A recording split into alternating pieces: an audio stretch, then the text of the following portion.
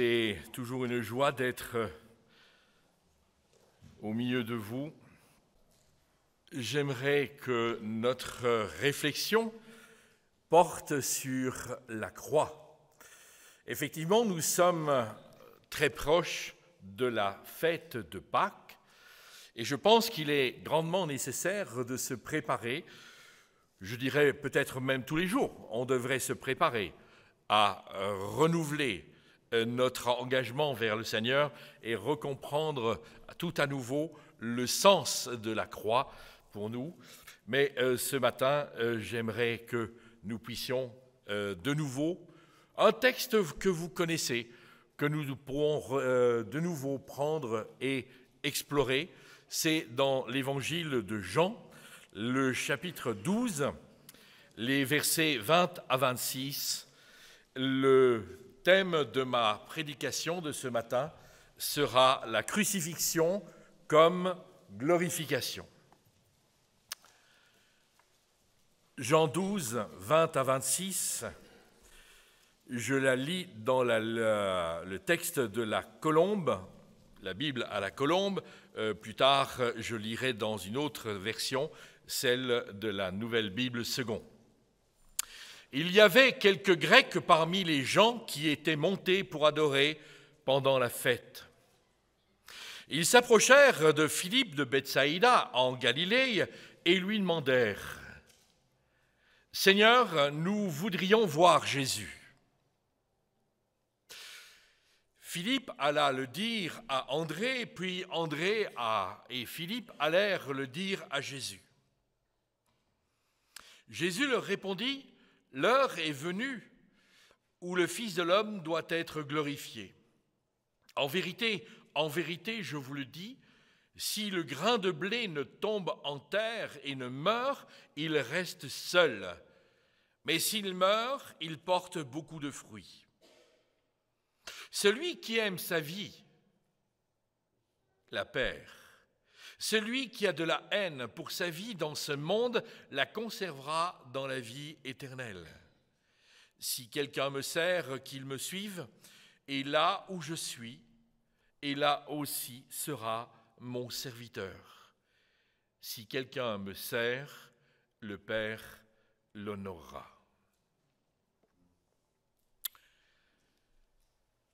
Le préambule de ce texte nous dit ceci.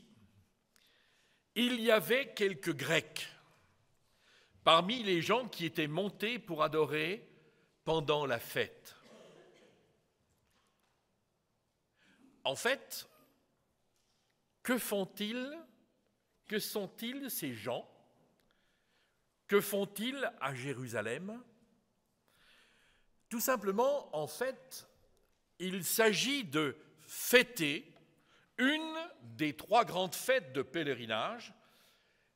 Et dans ces trois grandes fêtes, il y a la fête de Pessah, la fête de la Pâque, fête où on se rappelle la délivrance d'Égypte, où on se rappelle la sortie de l'esclavage et le moment où Dieu va conduire son peuple à travers ce désert pour qu'il entre dans la terre promise. Ces Grecs sont là, ce ne sont pas des Juifs, mais on nous dit qu'ils sont là comme des gentils, ceux qui ont entendu parler du Dieu d'Israël, qui ont cru et qui l'adorent, et quelque part, quand bien même ils ne font pas partie de ce peuple-là, du peuple juif, ils viennent pour adorer à Jérusalem.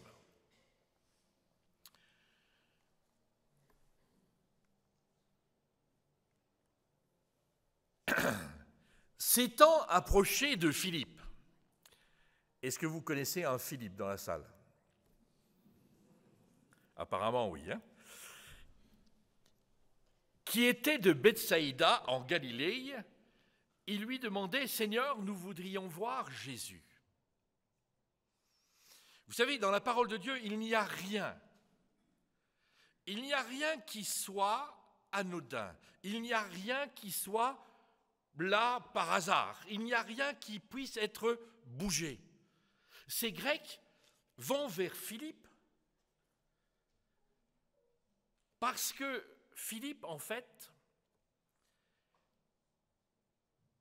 est de Bethsaïda, c'est-à-dire tout près du lac de Tibériade, sur les bords du lac de Tibériade, donc c'est la Galilée.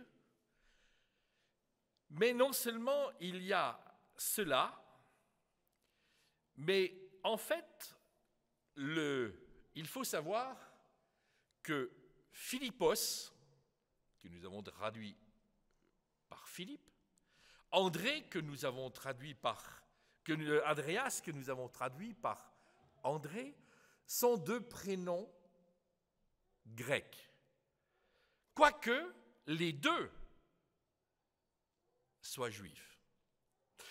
Et je voudrais noter simplement une chose, c'est que ces Grecs vont aller s'adresser à des gens qui leur sont proches, en tout cas par leur prénom. Parce que c'est toujours beaucoup plus simple de transiter par quelqu'un avec qui on a quelque chose de commun. Ne croyez-vous pas que c'est comme cela que généralement vous faites ? Quand vous avez quelque chose à demander, vous allez chercher ce que vous avez en commun avec quelqu'un. Et en fait, c'est ce que les Grecs vont faire. Mais il faut savoir aussi une chose, c'est que nous lisons l'Écriture et nous lisons un passage de l'Écriture. Mais en fait, si nous lisions toute l'Écriture et si nous nous souvenions de l'Évangile de Jean, en fait, déjà au chapitre 1er, on nous parle de cet Andreas et de Philippos, André et Philippe, qui quelque part sont ceux qui vont vers les autres et vont annoncer le Messie. En quelque sorte, l'un et l'autre ne sont pas simplement là pour faire bien, mais ils sont des relais, ils sont des transmetteurs, ils sont des disciples. Et quelque part, d'une certaine façon, il faudrait aussi que nous puissions nous replacer dans cette dimension-là. Et au fond, ils sont les entremetteurs entre ceux qui, quelque part, ont une question qui, au fond, les hante. Qui est ce Jésus ? Nous voulons le voir. Il faudrait refaire toute une étude sur la notion de voir dans l'évangile de Jean, mais je n'en ai pas le temps. L'important pour moi, c'est ils sont en questionnement. Ce n'est pas simplement de la curiosité. C'est quelque chose qui va bien au-delà de leur curiosité. C'est quelque chose qui les habite. Ils ont besoin. Ils pressentent que Jésus, ce n'est pas tout simplement quelqu'un. À cette question, est-ce que vous vous êtes posé la question, vous, quelle est la réponse de Jésus ?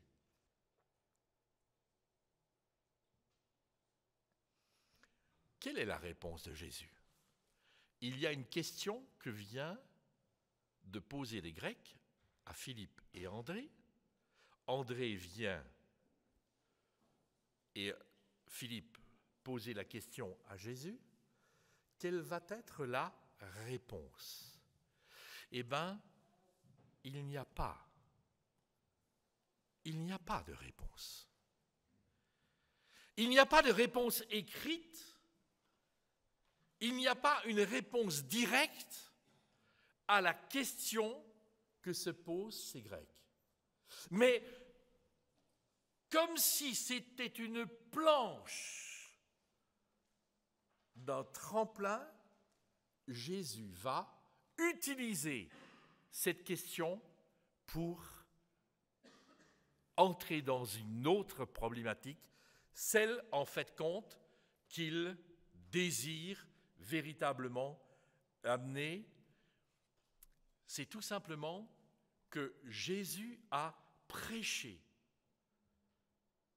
l'évangile, la bonne nouvelle du salut, il l'a prêché à tous ceux qui étaient sur Israël. Mais maintenant, ce n'est plus seulement à Israël qu'il faut prêcher le salut.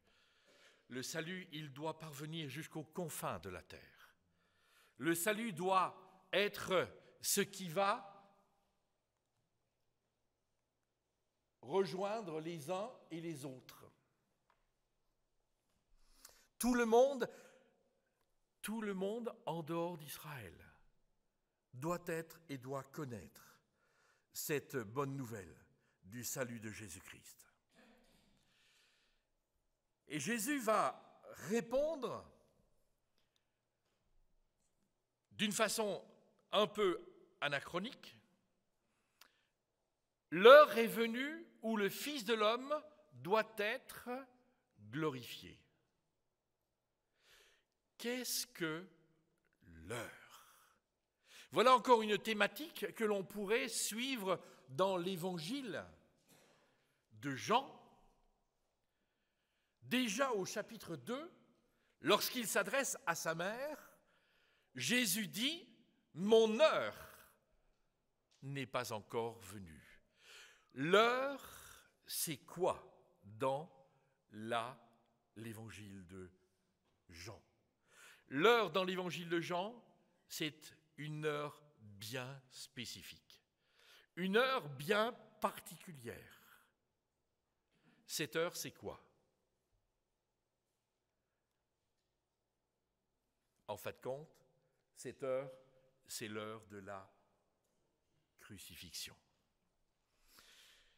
C'est pour cela que Jésus est venu. C'est pour cette heure-là qu'il est venu. C'est en quelque sorte la croix et l'accomplissement de tout un périple. Tout ce que Jésus a dit et fait jusqu'ici n'est qu'un préalable à la révélation de ce que Dieu voulait. Ce que Dieu voulait, c'est que lui, Jésus, le Fils de l'homme, parvienne à la gloire qui n'appartient qu'à Dieu. Le Père veut glorifier le Fils. La gloire, elle va se manifester sur la croix.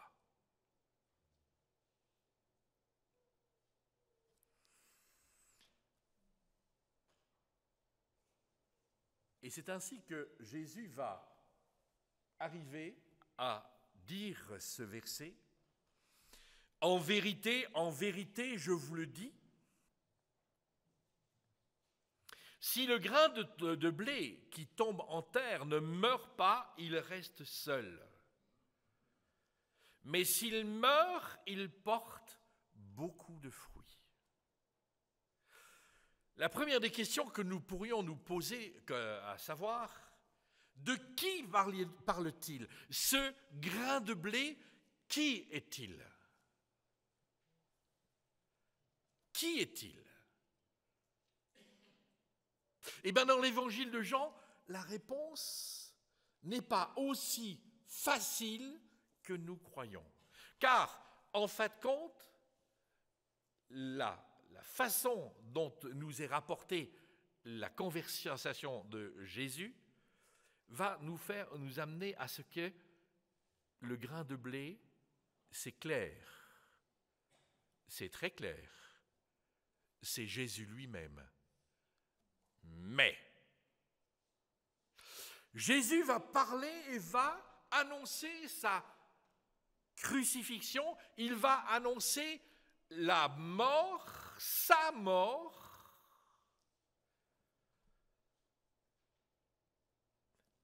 mais aussi dans le fait qu'il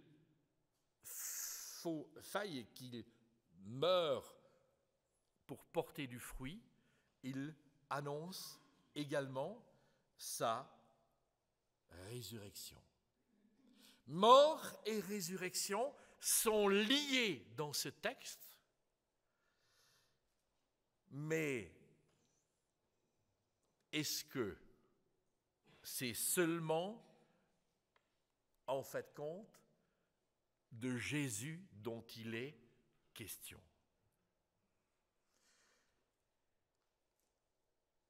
J'ai mis des points de suspension, car en fait compte, Jean introduit une notion qui, me semble-t-il, est extrêmement importante. Il n'y a pas que Jésus qui doive mourir.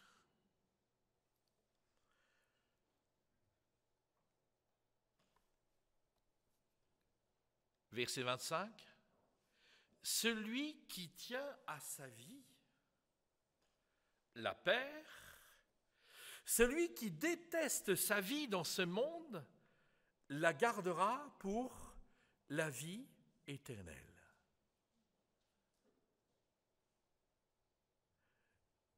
Cet autre qui est associé à la semence, au grain de blé qui doit mourir, il y a en quelque sorte une description de qui il est. Celui qui déteste sa vie, celui qui a de la haine pour sa vie. En fait, le verbe utilisé par par Jean l'évangéliste, c'est miséo, qui a donné pas mal de mots en français. Allez, on vient de fêter le 8 mars. Et il y a un nom qui vient du grec, misogyne, celui qui n'aime pas les femmes. Mais il y a aussi les misanthropes, celui qui n'aime pas les hommes. C'est l'utilisation de ce verbe qui est quelque part difficile à comprendre, car en fait compte, avoir de la haine pour sa vie, cela veut dire quoi? Dans l'évangile de Jean, chapitre 15, verset 18, « Si le monde vous hait, miséo, sachez qu'il m'a haï, miséo, avant vous. » Ce verbe-là, en fait, est le verbe qui est utilisé dans la traduction de la Bible des Septante, traduction qui traduit de l'hébreu en grec l'Ancien Testament. Et il nous faut comprendre une chose, c'est qu'en hébreu, il n'y a pas de comparatif. Donc vous ne pouvez pas dire « j'aime plus » ou « j'aime moins ». Vous êtes obligé d'utiliser un autre mot que « plus » ou « moins ». Bien souvent, dans les écoles, vous avez des plus meilleurs.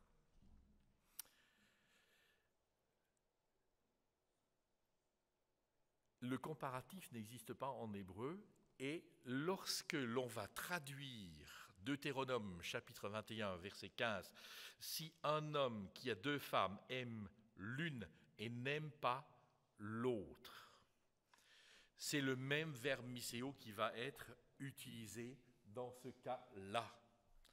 Et pour vous faire comprendre, c'est tout simplement Genèse chapitre 29, les versets 31 à 33, lorsqu'il s'agit de Jacob qui préfère Rachel à Léa.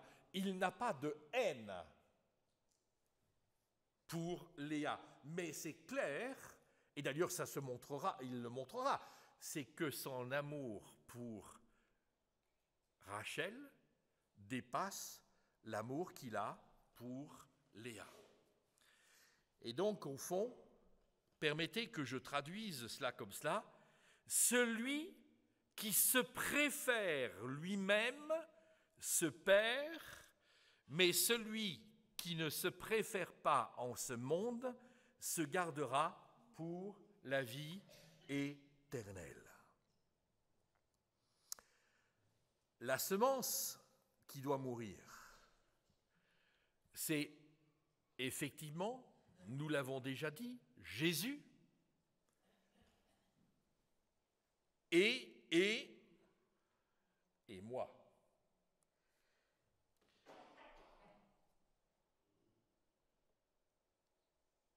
Il y a cette association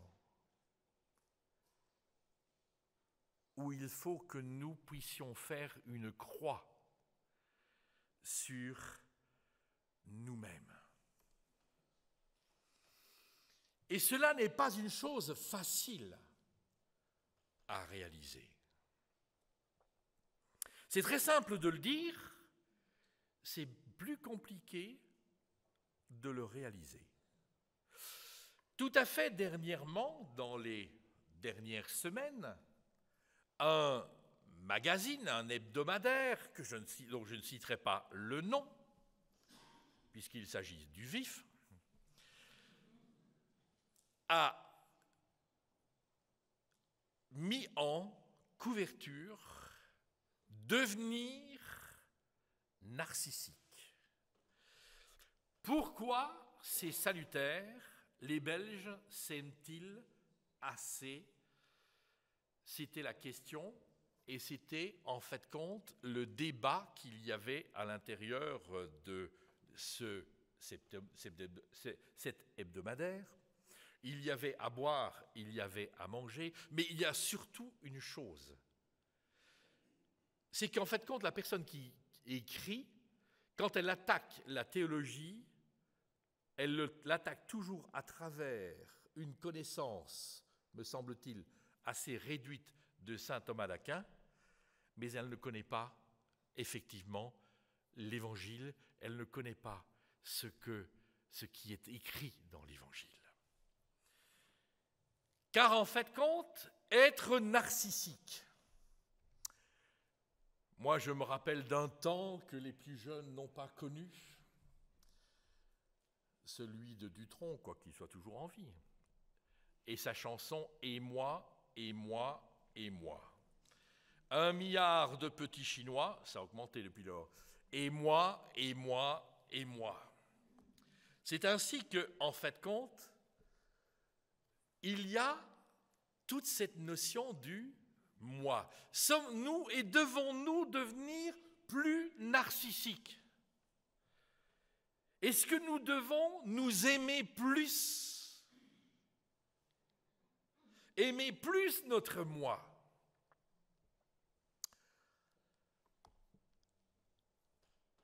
I love me, ça c'est ce que l'on rencontre à tout bout de champ. Et puis je voudrais encore introduire une note d'humour. Le chat dit ceci: au fond, je crois que si j'avais un peu d'humilité, je serais vraiment parfait.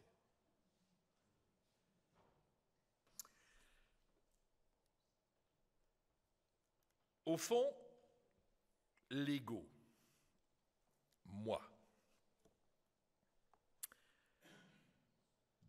Ce moi, il est celui qui est produit par la culture dans laquelle nous baignons. Que notre culture soit notre éducation, que notre culture soit le milieu social dans lequel nous sommes, que notre culture soit le monde dans lequel nous sommes, la région dans laquelle je suis, en fait, l'homme, la femme, est le produit de cette culture. Vous savez, aujourd'hui, les cigarettiers n'ont plus la possibilité de faire de la publicité concernant la cigarette. Que font-ils? Eh bien, ils subventionnent les films de cinéma. Vous avez déjà vu un film de cinéma où les acteurs ne fument pas? Vous avez déjà vu ça? Tous les acteurs dans les films de cinéma fument. Et si vous les regardez bien, vous vous dites, moi qui suis un ancien fumeur, ouf, j'ai pas l'impression qu'ils fument depuis très longtemps. Tous les acteurs, à un moment donné ou l'autre, se versent un verre d'alcool. C'est aussi quelque chose de naturel. Si vous voulez avoir des subventions de la région wallonne, de l'État belge, et que dans votre film, il est question d'amour, vous devrez avoir forcément une scène où il y aura des homosexuels. Vous ne pourrez pas avoir de subside si vous ne faites pas cela. Nous baignons dans une culture, la culture dans laquelle nous avons grandi.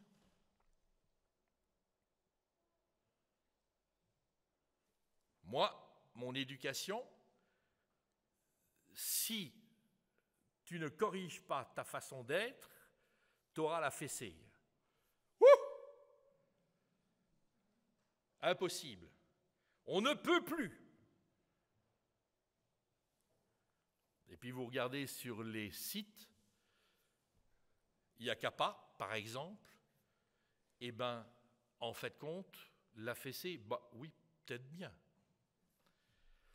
Nous sommes les produits de notre culture. Et le produit de notre culture aujourd'hui fait de nous des égocentriques. Nous devons et nous sommes le centre de notre vie. Il y a une culture que je connais mal, je vous l'avoue, mais qui me passionne, c'est la culture malagasy. Et dans cette culture, à Madagascar, il y a ce que l'on appelle le fiavanana. Est-ce que je l'ai bien dit? C'est un propre produit malgache. Le fiavanana, c'est la solidarité qui doit exister entre les générations, entre les gens, l'aide que l'on se doit les uns aux autres. Aujourd'hui,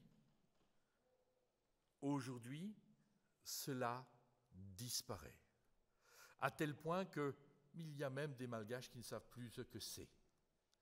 Et c'est quand même bien dommage, parce que quand vous arrivez à certains carrefours de Tana, ou à un ou l'autre rond-point, vous avez compris que le fiavanana n'existe pas, c'est chacun pour soi, à l'abordage, et en veux-tu, et en voilà. Ne jetons pas la pierre, regardons comment nous faisons dans notre propre façon de prendre les ronds-points en Europe et en Belgique. C'est moi d'abord. Vous voulez un petit exemple? Parce que les tomates ne sont pas mieux que les autres. Ce matin, petit déjeuner, tiens, dit Monsieur Thomas à Madame Thomas, as-tu répondu à l'appel de Madame X hier concernant les tentures? Alors, cette dame a déménagé, elle a des tentures à donner, des barres à donner, elle allait tout mettre au container, jusqu'au moment donné où elle nous a posé la question, j'ai dit non, il y a toujours des gens à qui ça peut servir. Et puis cette dame dit, mais la personne qui a repris notre appartement, elle aurait bien besoin des rideaux et elle les accepterait. Et mon épouse me dit, non, je lui répondrai aujourd'hui, c'est vrai que c'est tous les jours. Mais enfin, bon, bref, je lui répondrai aujourd'hui ou je prendrai le temps de lui répondre demain. Et je lui réponds, mais en fait, la dame qui est dans son appartement maintenant et qui a besoin de ses tentures, au fond, tu l'obliges à loger sans tenture et à être dérangé par le jour au petit matin. Et ma femme me dit, tout compte fait, je ferai ça tout à l'heure en rentrant du culte.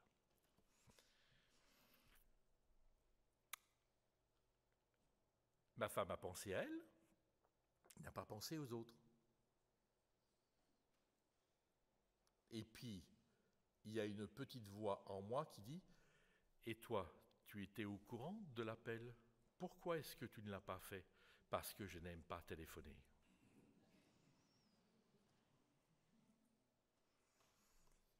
Et voilà comment, en fait, quand le bac se retourne sur le cochon, nous sommes dans une société qui est une société égocentrique. Et dans cette société égocentrique, qu'est-ce que nous constatons? C'est le mal-être. Un mal-être qui ne fait que grandir. On a besoin de plus en plus de médicaments pour s'endormir. On a besoin. Un mal-être qui va aussi atteindre pas mal de personnes qui vont recourir au suicide. On ne parle jamais du nombre d'adolescents qui se suicident. Une nouvelle maladie qui existe depuis 1969, le nom existe, c'est le burn-out. Qu'est-ce que le burn-out? C'est en fait compte le moment où je réalise que tout ce que j'ai investi, je ne suis plus capable de le gérer. Et donc, il n'y a pas de retour. Il n'y a pas de retour qui vont me combler. Donc, j'ai tellement investi sur moi qu'en fait compte, je suis déçu. Dans notre société, mon plus grand souci, c'est moi. Nous sommes les produits de la culture dans laquelle nous avons grandi. Et permettez que je vous pose la question. Où est la culture du royaume? Pourquoi est-ce que l'Évangile, lorsqu'il a été annoncé à Jérusalem, a pris une telle expansion et est allé jusqu'aux confins du monde connu à l'époque, jusque Rome, avec une telle impact, et pendant les premiers siècles, avec un tel impact dans les cœurs. Parce qu'en fait compte, il y avait la découverte de quelque chose de nouveau, d'une façon nouvelle de vivre. Et là, on était prêt à payer le prix. La culture du royaume aujourd'hui, qu'en faisons-nous?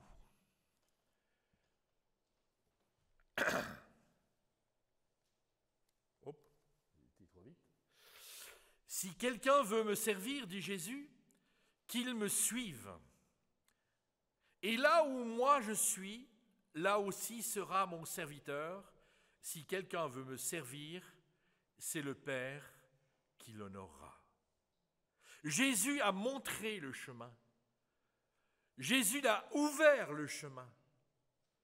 Jésus a dit, je suis le chemin.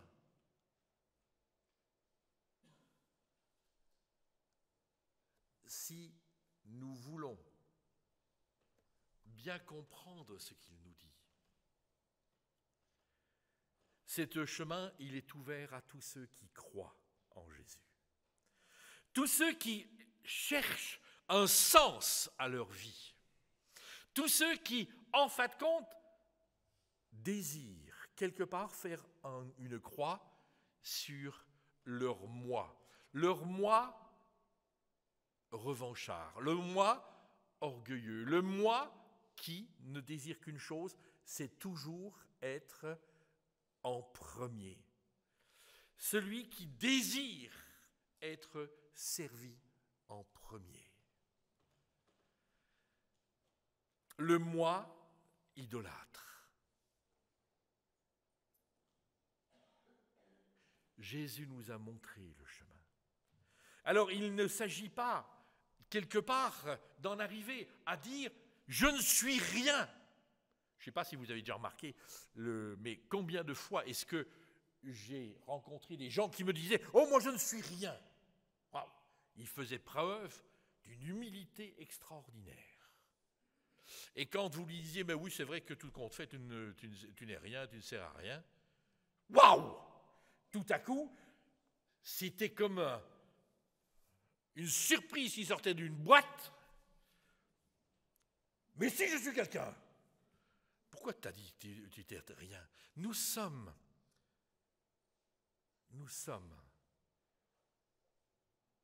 les créatures du Seigneur. Nous sommes les créatures du Seigneur.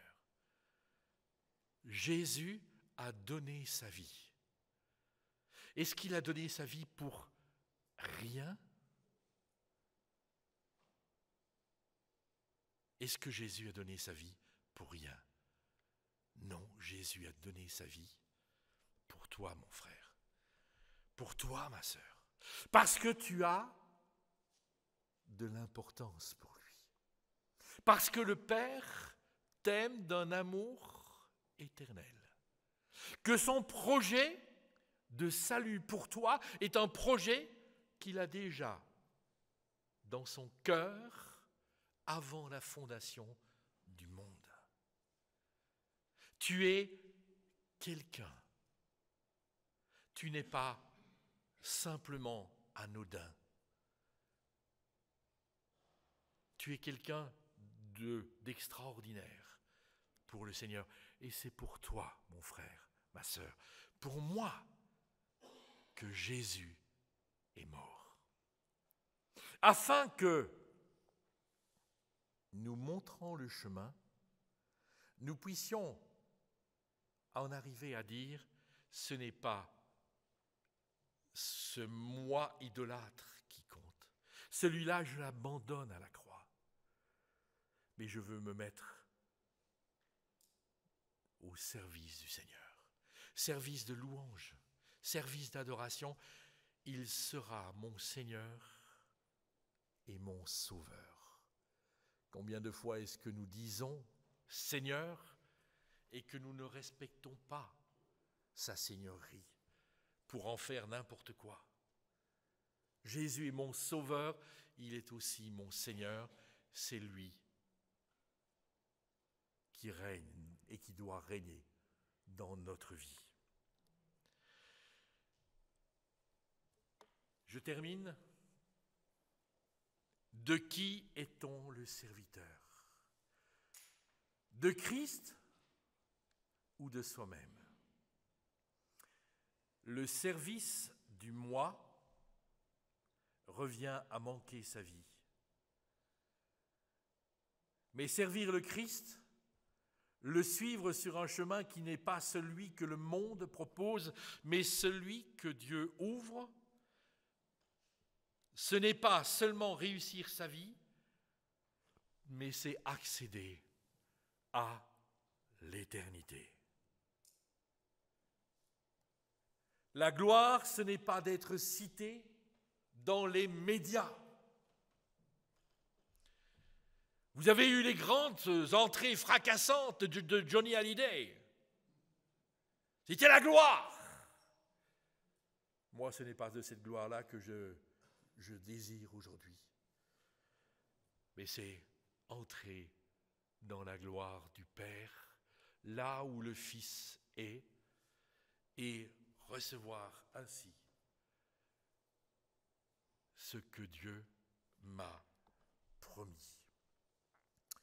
Ce qui est glorieux, c'est que notre nom soit inscrit dans le livre de vie, tel que nous le rappelle l'Apocalypse au chapitre 3 et verset 5. Ça, c'est ce qui m'importe. Qu'est-ce qui t'importe aujourd'hui? Qu'est-ce qui t'importe aujourd'hui? Alors je vous invite à suivre le chemin de Jésus, à cheminer après lui, à entrer dans ce service à ses côtés, pour lui. Mardi, nous continuerons un petit peu plus loin puisque nous entrerons toujours dans l'évangile de Jean avec cette béatitude du serviteur, bienheureux celui qui me sert. Et nous verrons comment servir le Seigneur en toutes choses. Mais aujourd'hui, la grande question est posée, de qui suis-je le serviteur? Du Christ, Jésus, Fils de Dieu, Fils de l'homme, celui qui revient dans la gloire et qui revient pour amener la fin de ce monde et enlever l'Église qui sera prête pour entrer dans l'éternité. Est-ce que c'est celui-là que je veux servir ou continuer à centrer mon regard sur mon nombril et à dire « et moi, et moi, et moi ». Je vous invite à prier. Seigneur notre Dieu, notre Père, nous voulons te rendre grâce et te bénir de ce qu'aujourd'hui encore, Seigneur, ta parole nous rejoint, ta parole nous invite, ta parole nous exhorte, ta parole est là pour nous montrer ce qui est bien et bon pour nous. Ta bienveillance est au rendez-vous et Seigneur, merci de ce que, dans tout ce que tu nous appelles à faire, nous sommes précédés. C'est toi qui nous précèdes en toutes choses. Jésus nous a précédés.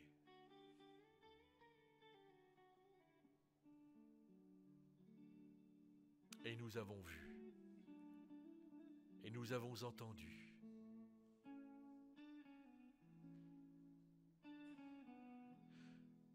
La gloire de la résurrection. Et nous savons qu'aujourd'hui, Jésus est maintenant dans les cieux où il nous prépare une demeure.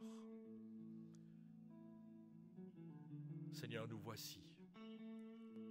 Montre-nous encore et parle-nous, Seigneur, et montre-nous où notre égocentrisme reste encore toujours problématique.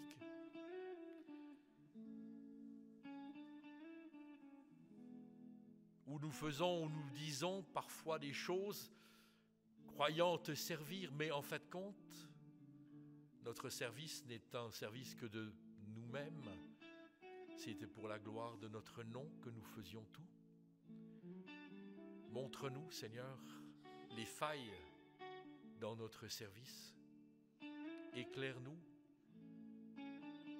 Seigneur, et que ton Esprit Saint nous conduise de sanctification en sanctification, de transformation en transformation.